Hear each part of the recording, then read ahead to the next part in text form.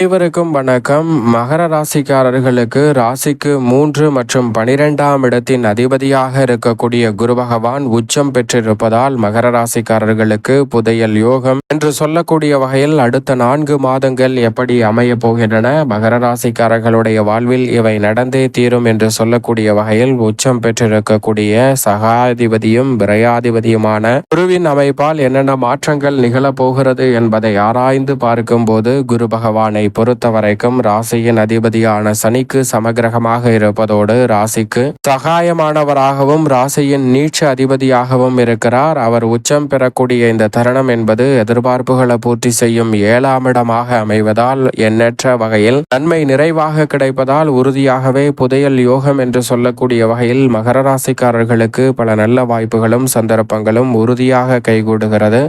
பொதுவாக குரு பகவானை பொறுத்த வரைக்கும் நவ கிரகங்களிலே முழு சுபகிரகம் என்று அழைக்கப்படக்கூடியவர். ஏனென்றால் 9 கிரக நிலைகள் இருக்கக்கூடிய வேளையில் மிக வலுவாக குரு பகவான் ஒருவர் மட்டும்தான் தோஷமற்றவராக இருக்கிறார். அதோடு மட்டுமல்லாது குரு பகவான் எந்த ஒரு கிரகத்துடன் சேர்ந்தாலும் தோஷங்களை நீக்கி நிறைந்த நன்மையை கொடுப்பார். ஏனென்றால் பூவுடன் சேர்ந்த நாரும் மணக்கும் என்று சொல்வது போல குரு பகவானினுடன் எந்த ஒரு கிரகம் இணைந்தாலும் பல்வேறு வகையான யோகங்களை ஏற்படுத்தி கொடுக்கும். அந்த வகையில் குரு பகவான் அதிசார பயிற்சியாக மிக வலுவாக உச்சம் பெறும் இந்த தருணம் என்பது மிக பெரிய அளவிலான வரவேற்கத்தக்க ஒரு சிறந்த மாறுதலையும் முன்னேற்றத்தையும் அள்ளி கொடுக்கக்கூடிய அற்புதமான அமைப்பாக பார்க்கப்படுகிறது.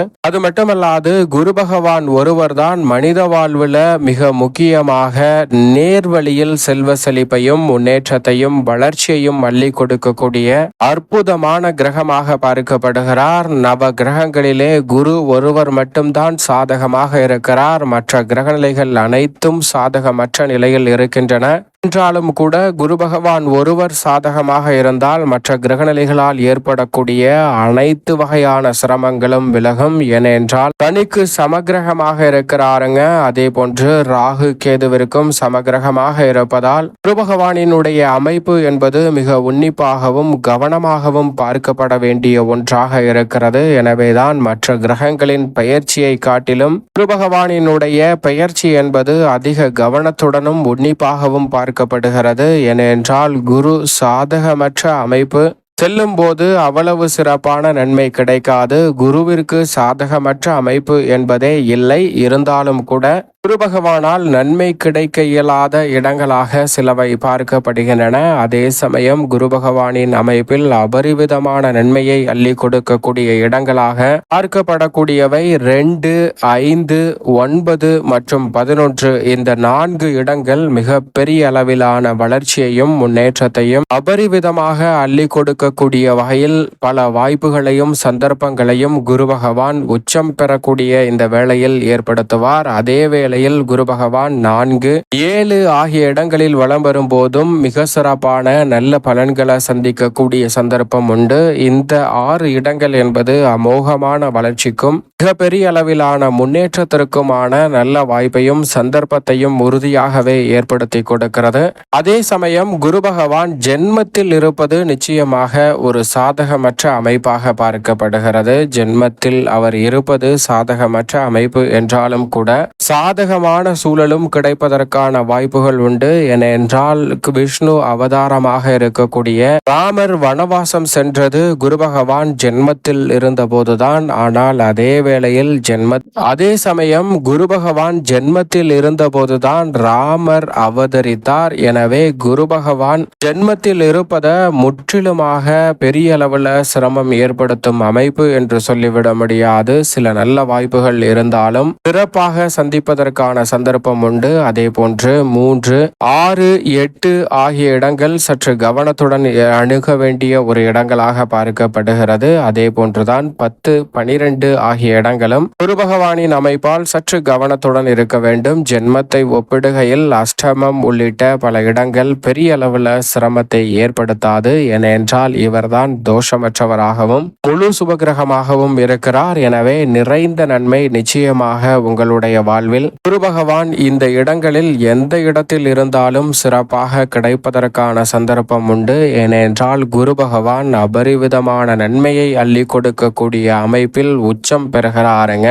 குரு பகவான் நீச்சம் பெறுவது வலுவிழப்பது என்பது சற்று சாதகமற்ற அமைப்பாக பார்க்கப்படும். ஆனால் குரு பகவான் உச்சம் பெறும் தருணம் என்பது அனைவருக்குமே மிக சிறப்பான வாய்ப்புகளையும் சந்தர்ப்பங்களையும் அபரிவிதமாக ஏற்படுத்தி கொடுக்கிறது என்பதுதான் யதார்த்தமான உண்மையாக பார்க்கப்படுகிறது. பெரிய அளவிலான நெருக்கடிகளை கூட குரு பகவான் உச்சம் பெறக்கூடிய இந்த வேளையில் தவிர்த்து நிறைந்த நன்மையையும் முன்னேற்றத்தையும் ஏற்படுத்தி கொடுக்க போகிறார். எனவேதான் குரு பகவான் உச்சம் பெற்றிருப்பதால் புதையல் யோகம் என்று சொல்லக்கூடிய வகையில் அதிசாரமாக அடுத்த 4 மாத காலத்திற்கு வலம் வரக்கூடிய வேளையில் இவை நடந்தே தீரும் என்று சொல்லக்கூடிய வகையில் பல அதிரடியான மாற்றங்களை நிச்சயமாக ஏற்படுத்தி கொடுக்கிறாருங்க. நவ கிரகங்களிலே தோஷமற்றவராக இருக்கக்கூடிய குரு பகவான் தனித்து இருப்பதை காட்டிலும் மற்ற கிரகநிலைகளுடன் இணைந்திருந்தால் நிறைந்த நன்மை கிடைக்கும். ஆனால் இந்த வேளையில் அவ்வப்போது சந்திரன் ஒருவரோடு மட்டும்தான் இணைகிறார். தனித்திருப்பது சற்று சாதகமற்ற அமைப்பாகவும்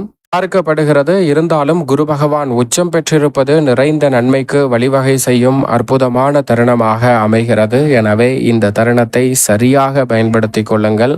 மகர ராசிக்காரர்களுக்கு இந்த வேளையில் எதிர்பார்ப்புகளை பூர்த்தி செய்யும் சப்தமத்தில் வலுவாக வெற்றிருக்கிறார். எனவே எந்த விதமான எதிர்பார்ப்பாக இருந்தாலும் கைகூடும். அது மட்டுமல்லாது சப்தமஸ்தானம் கலஸ்திரஸ்தானம் என்று அழைக்கப்படுகிறது. இந்த வேளையில் காதல் திருமணம், நிச்சயிக்கப்பட்ட நல்ல வரன் கிடைத்து திருமண பாக்கியம், புத்திர பாக்கியம் போன்றவை குரு பகவான் 7ஆம் இடத்தில் அமரக்கூடிய வேளையில் அபரிவிதமாக கைகூடும் என்பதுதான் யதார்த்தமான உண்மை. எனவே இந்த வேளையில் நீங்கள் நினைப்பதை காட்டிலும் மகர ராசிக்காரர்களுக்கு திருமணம் உள்ளிட்ட பல சுப நிகழ்வுகள் அற்புதமாக கைகூட போகிறது. அதோடு மட்டுமல்லாது குரு பார்க்கின் கோடி நன்மை என்று சொல்லக்கூடிய வகையில் குருவின் சுப பார்வை ஜென்ம ராசியின் மீது அபரிவிதமாக கிடைக்கிறது.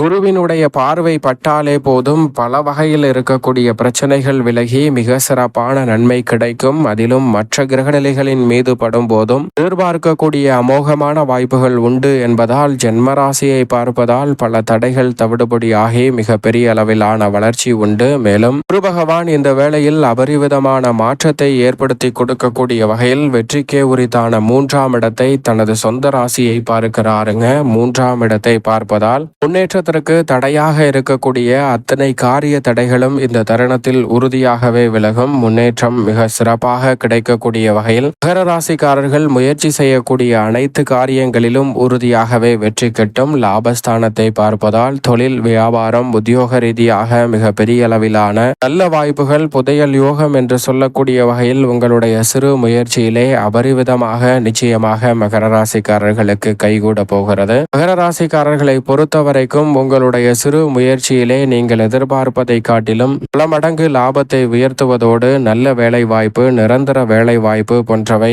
ஏற்படுத்தக்கூடிய அற்புதமான வேலையாகவும் தொழில் ரீதியாக நிரந்தர வருவாயை உருவாக்கக்கூடிய வகையில் நிரந்தர தொழில் என்று சொல்லக்கூடிய வகையிலும் பல சந்தர்ப்பங்கள் இந்த தருணத்தில் அபரிவிதமாக கைகூடுகிறது. சரியாக பயன்படுத்திக் கொள்ளுங்கள். மேலும் இந்த தருணத்தை உறுதியாகவே சாதகமாக மாற்றிக்கொள்ள நிச்சயமாக மகர ராசிக்காரர்கள் இந்த வேளையில் வாரத்தில் வியாழக்கிழமை விரதமிருந்து அருகாமையில் உள்ள பெருமாள் சன்னதி சென்று தீபம் ஏற்றி வழிபாடு செய்யுங்கள். மிக சிறப்பான வளர்ச்சியும் முன்னேற்றமும் தடைதாமதமின்றி தங்களுடைய வாழ்வில் அபரிவிதமான முன்னேற்றத்தை புதையல் யோகம் என்று சொல்லக்கூடிய வகையில் சனி பகவானின் அமைப்பை காட்டிலும் குரு பகவான் உச்சம் பெறக்கூடிய இந்த வேளையில் அபரிவிதமாக உண்டு மகர ராசிக்காரர்களுக்கு.